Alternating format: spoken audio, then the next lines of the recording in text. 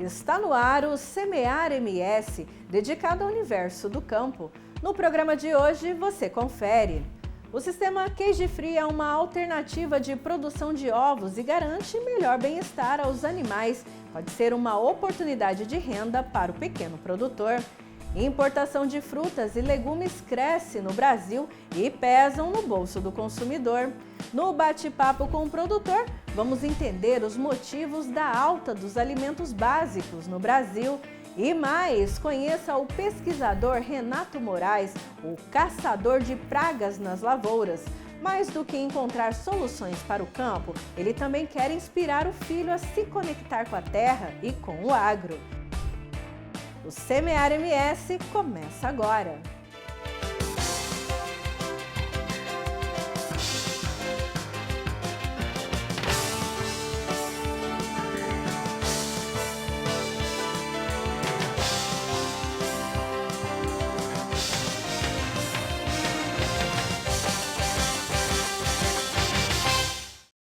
Criar galinhas fora das gaiolas e ainda lucrar com isso? Pois é, o sistema Cage Free é uma alternativa ao modelo convencional de produção de ovos e garante melhor bem-estar aos animais. Também pode ser uma ótima oportunidade de renda para o pequeno produtor. Você vai ver agora como funciona essa criação, os cuidados necessários e os benefícios dessa escolha. Soltas em um ambiente controlado, com comida e água à vontade. Assim vivem as galinhas do sistema Cage Free ou livre de gaiolas. Nesse modelo, as aves não ficam confinadas, como acontece nos sistemas convencionais, e também não são soltas em áreas abertas durante o dia, como no free range. Tudo acontece dentro do aviário, mas com mais espaço e bem-estar. As aves criadas nesse modelo de produção, o modelo chamado Cage Free, elas são criadas em piso, sobre cama, e elas têm então a possibilidade de expressar os seus comportamentos naturais. Então aqui nós vamos poder observar comportamentos naturais como o ciscar, o espojar-se, tomar banho de cama, empoleirar-se, que é uma característica muito presente no comportamento natural das aves, o acesso ao ninho, a procura, a escolha pelo ninho para praticar a postura.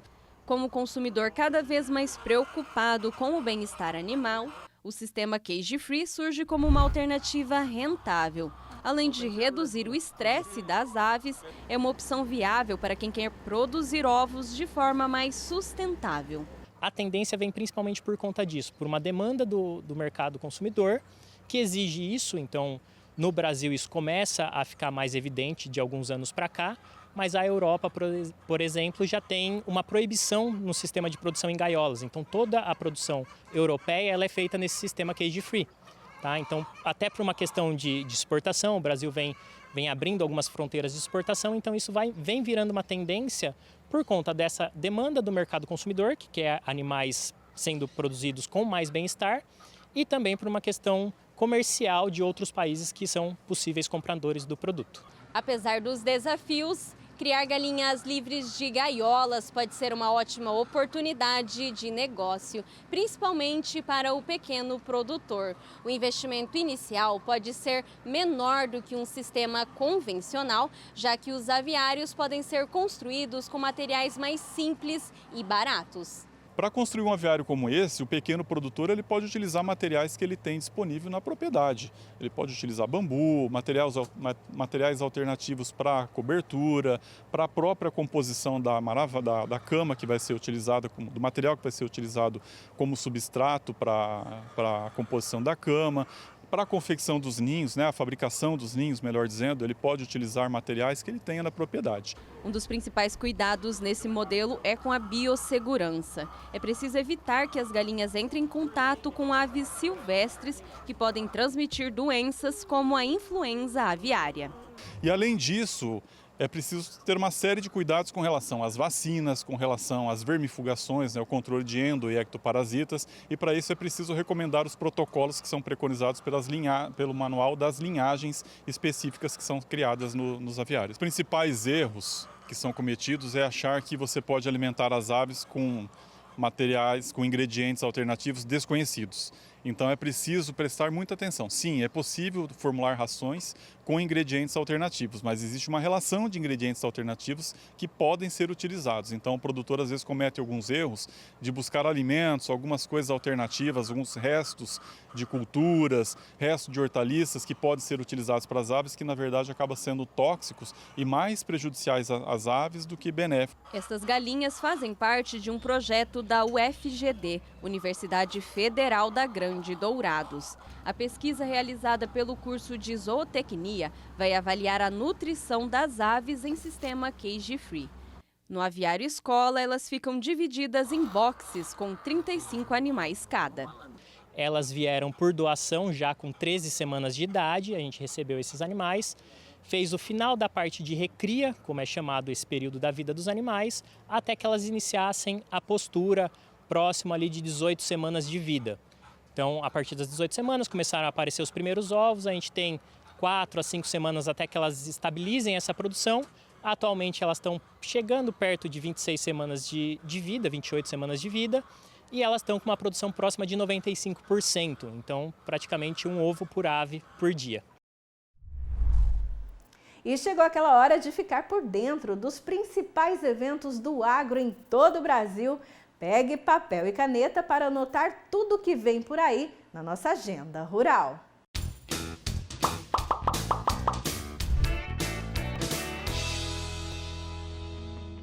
De 28 de abril a 2 de maio acontece a AgriShow em São Paulo em sua 30ª edição. A maior feira do agronegócio brasileiro reúne soluções para todos os tipos de culturas e tamanhos de propriedades. A expectativa é de reunir mais de 800 marcas expositoras e 195 mil visitantes. De 6 a 9 de maio acontece no Centro Tecnológico Complém, em Morrinhos, Goiás, a Agrotecnoleite Complém 2025, a maior feira de agronegócio do Centro-Oeste. Uma vitrine completa de tecnologia para o campo, voltada a pequenos, médios e grandes produtores. Com foco nas lavouras, na produção de leite e na nutrição animal, a feira cresce a cada ano, sempre inovando para atender um produtor cada vez mais exigente e conectado ao mercado. De 1 a 3 de maio, em Minas Gerais, acontece o Simpósio Internacional do Cavalo Atleta 2025. Promovido pelo Grupo de Pesquisa Equinova, o Sincave chega à 12ª edição, como um dos maiores eventos científicos do Brasil nas áreas de medicina e cirurgia equina. Com a presença de especialistas nacionais e internacionais, o evento reúne estudantes, profissionais e pesquisadores em 4 fóruns temáticos: odontologia, podologia, fisioterapia e gastroenterologia. Estamos de volta para falar de economia. Você sabia que quando compra frutas e legumes no supermercado, grande parte vem de outros países? Pois é, a importação desses produtos está cada vez maior no Brasil. Já percebeu a quantidade e variedade de hortifrutis disponíveis nos supermercados? Pois é, não sei se notou, mas muitos são importados, principalmente as frutas e legumes, que chegam de toda parte do mundo.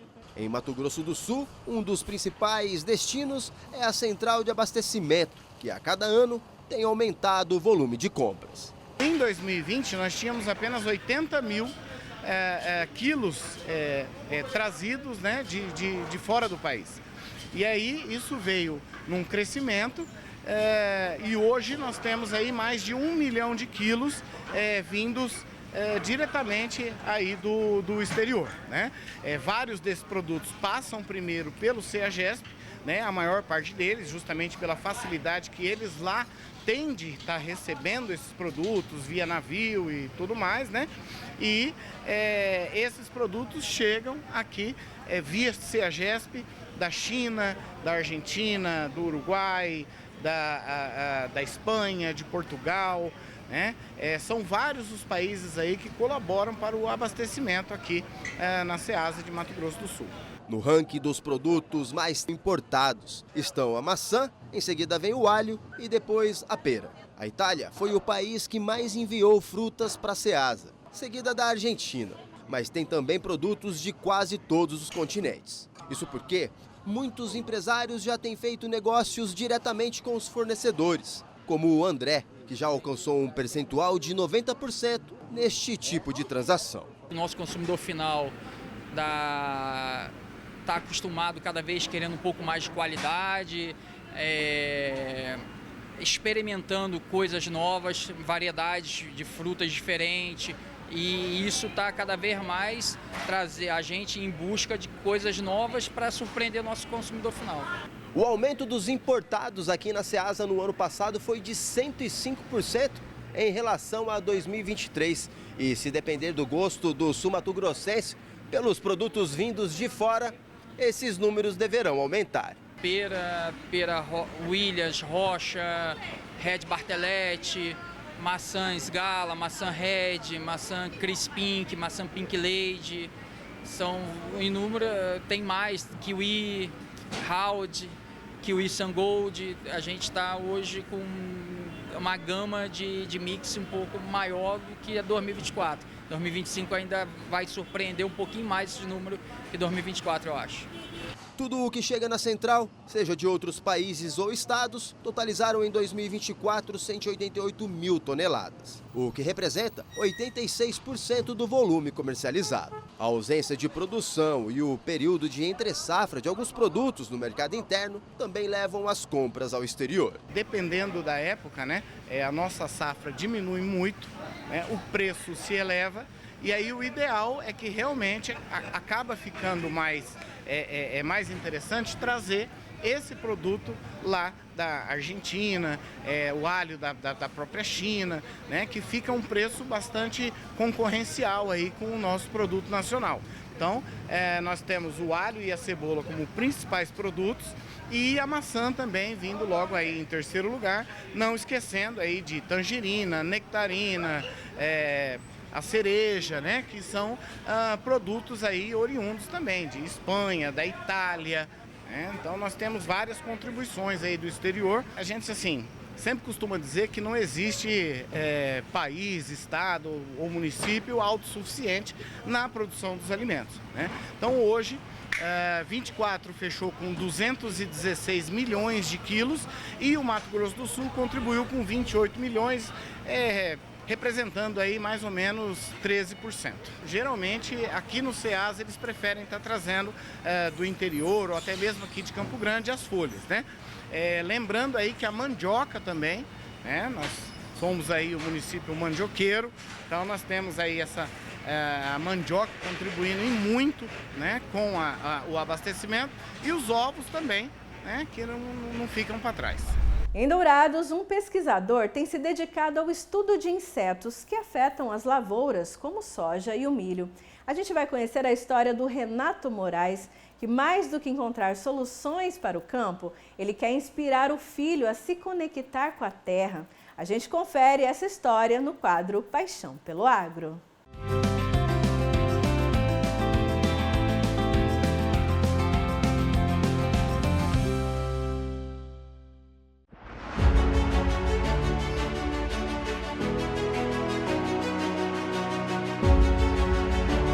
Pequenos insetos, mas grande risco para a produção.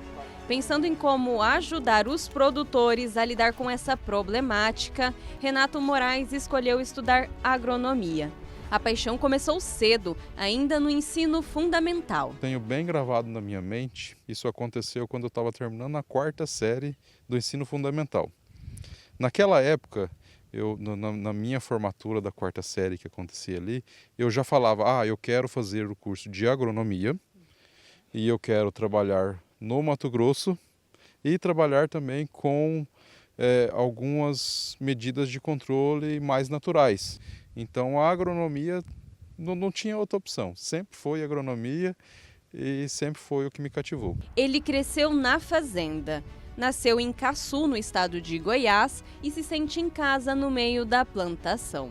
Cursou agronomia em Cacilândia, no Mato Grosso do Sul, e depois seguiu para Jaboticabal, no interior de São Paulo, onde fez mestrado e doutorado, se especializando em entomologia agrícola. Uma curiosidade, nesse período aí eu não tinha emprego, e eu comecei a anunciar no meu prédio ali alguns serviços de reparo, de reparar as coisas nas residências dos outros. Lá em São Paulo a gente chama isso de marido de aluguel. E eu cheguei a montar uma empresa com isso em 2 anos, trabalhei bastante com isso, mas sempre com aquela coisinha no coração que não estava trabalhando na agronomia. Então aí em 2019, 2020, 2018, surgiu uma proposta de trabalhar para um grupo de fazendas, lá na cidade onde eu morava, no interior de São Paulo. Esse grupo de fazenda trabalhava com citro, soja e café. E eu trabalhei para esse pessoal lá há um tempo. Após anos de pesquisa e atuação no interior de São Paulo, Renato desembarcou em Dourados em 2021 para trabalhar como pesquisador no Instituto MS Agro. Desde então, ele tem se dedicado ao estudo de pragas na soja e no milho, além de explorar novas soluções em fungicidas, nematicidas e outros defensivos agrícolas. Tem, por exemplo, o uso de inseticidas, performance de inseticidas para o controle, por exemplo, do percevejo barriga verde no milho. Com isso, a gente consegue reduzir o número de aplicações e, consequentemente, gerar mais ganho produtivo para o agricultor. Ele vai produzir mais sem gastar tanto. Outra pesquisa que a gente tem feito atualmente aqui no Instituto é explorar o potencial dos remineralizadores também na resistência de plantas. Por exemplo, os remineralizadores eles são ricos em silício. Silício é uma substância que está dentro da planta que gera resistência para insetos mastigadores. Então a lagartinha ela vai comer a planta lá que está com maior quantidade de silício e ela vai ter o aparelho bucal dela desgastado. Os insetos desempenham diversos papéis nas plantações. Entender o comportamento desses organismos é fundamental para manter o equilíbrio do ecossistema agrícola e adotar estratégias eficientes de controle. Os insetos, a gente tem, como eu falei, a gente tem 2 classes, né? Nós temos os insetos maus, que a gente fala assim, de certo modo, que são os insetos pragas, e os insetos benéficos, que são os inimigos naturais. Os insetos pragas, eles já são conhecidos que eles geram muito danos. Por exemplo, o percevejo barriga verde no milho, a cigarrinha, transmissora do complexo de Molicutes.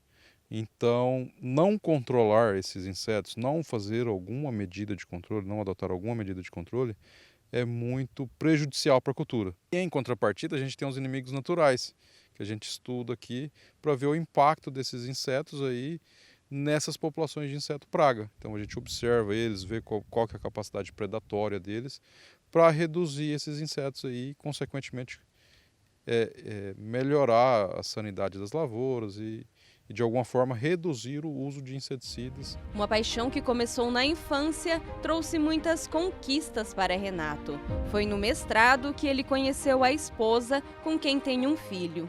E assim como cresceu no meio rural, ele sonha em oferecer ao menino a mesma conexão com a terra.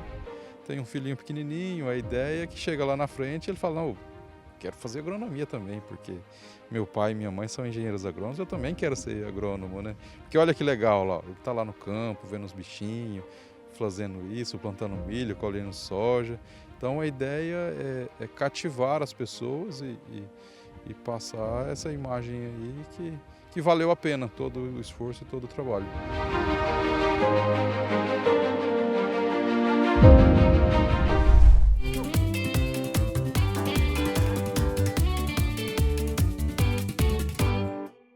Olá, começa agora o bate-papo com o produtor.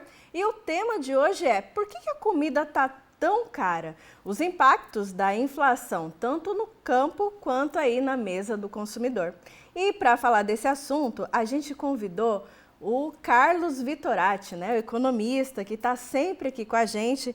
Carlos, a gente está vivendo aí, né, esses alimentos tão caros, né, ovos, enfim, cacau, chocolate, coisas básicas também, né, na mesa do consumidor. O que explica essa alta? Bom dia para você.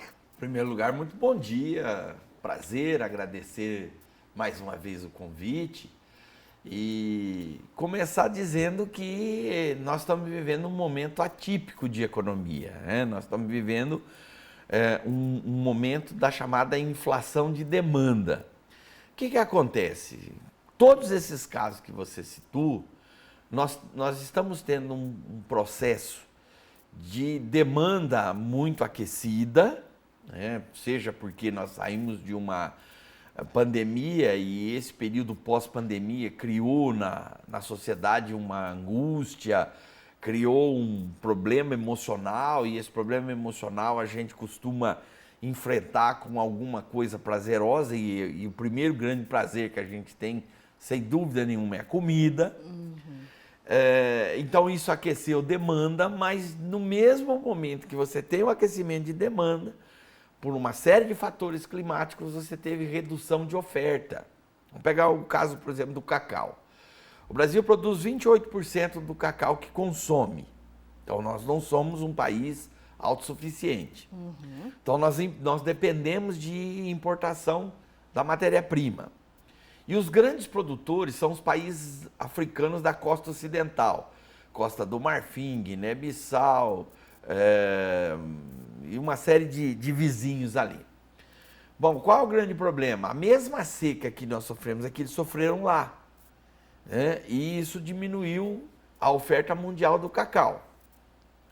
Consequentemente, o maior consumidor mundial, que é a comunidade europeia, subiu o preço para garantir sua necessidade de compra. E como o preço internacional é regulado em dólar e nós estamos vivendo um momento de câmbio aquecido, isso impactou muito forte os nossos preços. Então você vai verificar que, se você olhar o mesmo produto que você comprou em 2024 e o que você vai comprar em 2025, você vai ter uma diferença aí de 22, 23, 25% do preço. Isso assusta realmente. E aí você tem outros exemplos. Né? O caso, por exemplo, do ovo, que era um produto de consumo muito popular. Nós tivemos aí um problema de redução do rebanho aviário mundial de mais de 20% em função de gripe aviária na Ásia e nos Estados Unidos, onde as aves são criadas em confinamento aberto, diferente do nosso. E aí elas têm contato com aves voadoras, e essas aves voadoras transmitiram gripe aviária, e você teve que exterminar rebanho para acabar com a gripe aviária. Então você vai levar mais uns 2 ou 3 anos para repor o rebanho, e repondo o rebanho o estoque de ovos no mercado mundial. Até lá nós vamos ter que conviver com essa alta de preço. Então não adianta você falar de redução de tributo, não adianta você fazer nenhuma medida de pirotecnia, porque não resolve. O problema é que você tem uma oferta menor para uma demanda que cresceu. A conta não fecha. A inflação geral ficou em torno de 4,8%, né? Já a inflação dos alimentos foi para 8%. Quase 10%. Para quase 10%. O que explica essa diferença aí tão grande? É que quando você fala em índice de inflação, entra no cálculo os alimentos, claro, com grande peso, mas entram outros elementos como os produtos da construção civil, como transportes, custo de energia. E como nós tivemos redução desses outros preços, por exemplo, na construção civil, o tijolo teve uma acomodação de preço, o ferro, porque o aço internacional ficou mais barato, o ferro de construção também teve uma acomodação de preço. Então, a área da energia, pelo aumento da oferta de energia solar, por uma série de outros fatores, você também teve uma acomodação de preço aí. Então, isso diminui o índice global de inflação. Agora, quando você isola o grupo alimentos, e aí você vai fazer uma média de aumento de preço só do grupo alimentos, aí realmente o índice é muito maior, porque aí você só tem nesse conjunto produtos que tiveram alta significativa de preço. Vitorati, e a bancada, né, federal do agro, ela tem levado essas discussões porque acaba afetando, né, a vida de todos os brasileiros. E aí tem feito aí algumas propostas, né, de medidas aí para redução do preço dos alimentos. O que você, né, como economista, alguém do setor, o que você aconselha, no caso, né, que propostas você levaria ou que propostas você apoiaria, talvez, do setor agro para a redução desses alimentos, né? Para se reduzir esses preços. O que você enxerga aí que poderia contribuir para essa redução de preços? Olha, você tem que mexer nos preços dos insumos, você tem que mexer nos elementos da cadeia. Essa é a história do governo aí. Eu vou tirar imposto de importação. Isso não resolve. Isso é tentar jogar para a plateia. Vamos pegar, por exemplo, o caso específico do custo de produção da soja, do milho, do arroz, do feijão, porque isso vai impactar lá no preço final. Então, se o governo chega para o produtor rural e diz assim, eu vou diminuir os juros do financiamento rural, isso tem um impacto profundo, porque vai diminuir o custo de produção. Eu vou diminuir a tributação, por exemplo, sobre o diesel. Isso tem um impacto profundo, que diminui o custo de produção. Nós vamos começar a produzir fertilizantes no Brasil, porque esse é um grande problema. A Petrobras tinha, lá em 2010, todo um planejamento de fazer oxigenação, de fazer nitrogenação de fertilizantes no Brasil. E aí esses investimentos foram descartados, porque o fertilizante químico chegou num preço muito barato no mercado internacional e o Brasil achou que não precisava mais fazer esses investimentos. E aí agora eles voltaram a subir e nós dependemos do fertilizante internacional em mais de 90%. Nossa. E esse é outro elemento que encarece muito o custo de produção. E agora a Petrobras está correndo atrás, desesperada, nós vamos retomar as nossas plantas.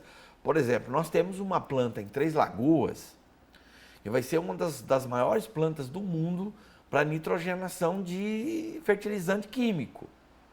Ela foi projetada em 2009, ela já poderia estar funcionando há muito tempo. Agora ela vai ficar pronta só em 2027. Só que até lá nós vamos continuar dependendo de fertilizante químico importado, principalmente da Índia e da China. E isso encarece muito o custo de produção. Então você tem que mexer, e a bancada ruralista está correta quando aponta isso, você tem que mexer nos elementos que impactam o custo de produção. Porque senão você tentar mexer lá no preço da gôndola do supermercado, o impacto é muito pequeno, porque você já trouxe na cadeia de produção uma série de elementos que você não enfrentou. E além, né, dessa alta dos alimentos, né, que a gente vê claramente aí na mesa do consumidor, a gente também vê um cenário muito ruim, né, no campo, né, Vitorati? A gente vê os produtores cada vez mais endividados, uma situação cada vez mais difícil de produzir, enfim, muitos até deixando a atividade, porque ela ficou, para algumas pessoas, uma questão insustentável. E aí, o que você me diz, assim, o que o governo, que políticas podem ser implementadas para se evitar esse colapso, né, financeiro no campo? O que pode ser feito? Se eu não estou enganado, acho que foi em setembro ou em outubro, eu participei desse mesmo programa aqui, e lá eu falei desse assunto e vou voltar nele. Nós temos a CNA, que é uma Confederação Nacional de Agricultura. Nós temos as federações, né? Cada estado tem a sua, aqui nós temos a FamaSul. Cada regional tem os seus sindicatos rurais. Por exemplo, Dourados tem um sindicato rural enormemente organizado e bem estruturado. E eu não consigo entender como esses setores não acordaram ainda para uma necessidade fundamental. Vou falar aqui de uma coisa que já deveria estar acontecendo. Nós tínhamos que ter uma universidade rural. O setor rural tinha que ter uma estrutura de formação para os seus. Então você pega o produtor rural planta bem, o produtor rural cuida bem, o produtor rural colhe bem e o bem para aí. Então, quando chega na hora de armazenar, é um desespero, porque a gente não tem tecnologia para isso. Então, Tem muito produtor que colhe soja, que colhe milho com a qualidade extraordinária, depois coloca aquela produção 60 dias, 90 dias dentro de um bag, que é uma gambiarra. Uhum. E aí detona a qualidade do produto. Por quê? Porque armazena mal, porque não tem estrutura de armazenamento. Uhum. Aí ele vai contratar crédito, ele contrata mal porque ele não tem conhecimento de economia, né? Ele vai comercializar, ele comercializa mal porque ele comercializa fora dos momentos devidos de comercialização ou porque ele não sabe trabalhar em bolsa. Uhum. E aí ele se endivida e cada um cuida do seu problema em particular. Eu não vejo o movimento do Sindicato Rural, da FamaSul, da CNA, mas dizer assim, ó, nós vamos negociar as dívidas do conjunto dos produtores rurais. E hoje a única alternativa que o produtor rural endividado tem é recorrer a uma recuperação judicial. Só que ele não pode estar fazendo recuperação judicial todos os anos. Sim. Então ele faz uma vez e depois? Pois E é. se ele tiver uma nova frustração? Realmente essa questão da universidade rural, né, a universidade para o produtor rural é algo assim que você tem sempre defendido aqui todas as vezes que você vem, é algo que, assim, pelo que a gente vê, facilitaria, né, muito a vida financeira, né, do produtor. Mas enquanto, Vitorati, não se tem ainda a universidade, inclusive eu quero, né, encerrar as minhas perguntas com essa última pergunta e te agradecer pela presença mais uma vez aqui com a gente. Você sempre muito solícito, todas as vezes que a gente chama, que a gente precisa de um socorro, né, de uma aula de economia, como você sempre faz, você está sempre aqui disposto a nos auxiliar. E para encerrar, Vitorati, eu queria te perguntar assim, enquanto não se tem, né, essa universidade rural, o que o produtor rural ele pode aí fazer para ele sobreviver, né, a esse cenário aí de mercado pressionado, né, como a gente vê hoje? Bom, se ele está endividado, a alternativa primeira agora é ver o tamanho das dívidas e se elas forem significativas, ele tem que recorrer a uma recuperação judicial, num alto caminho, porque ele precisa preservar o bem maior dele, que é a terra, que é onde ele produz. E eu diria uma outra coisa importante, nós temos um ciclo aqui de exposições, né? Daqui a pouco nós vamos ter a exposição de Dourados, de Carapó, de Naviraí, de Campo Grande. Então aproveitar esses momentos para trazer autoridades da área financeira, da área de comercialização, para criar esses fóruns especializados nesse momento, para discutir essas situações, né? E para encerrar a minha participação, eu quero dizer que eu sou apaixonado pela área da economia rural, porque eu sou filho de agricultores, eu vivi esse momento, eu conheço as dores, eu conheço o sofrimento de quem está lá no campo produzindo, e a gente sabe que essa área da economia precisaria ser cuidada com mais carinho. Né? É claro que a gente ouve muita gente no centro da cidade dizendo assim, porque o produtor rural é favorecido, ele tem menos juros, ele tem menos isso, ele reclama de barriga cheia. Não, não é assim. Não é assim. Só sabe as dores de produzir no campo quem está lá, quem enfrenta isso todo dia, quem sabe quanto custa uma peça de uma colheitadeira, quanto custa um motor de um trator, quanto custa um insumo perdido, uma seca, uma geada, só sabe isso quem está lá. Então é por isso que eu faço essa minha pregação, no sentido de dizer, esse segmento da economia precisa ser cuidado com mais carinho, né? Mas eu quero mais uma vez agradecer, dizer que é um prazer e falar da produção rural do país, de que é uma coisa que nos orgulha, né, pelo tamanho que isso tomou dentro da economia mundial, é sempre um prazer, é sempre uma alegria e eu fico muito satisfeito de participar. Um abraço a todos e muito obrigado mais uma vez pelo convite. Ô, Vitorati, a gente que agradece, né, mais uma vez a sua presença aqui. E tá aí, esse foi o bate-papo com o produtor dessa semana. E o Semear MS fica por aqui. A gente se vê no próximo programa. Até lá!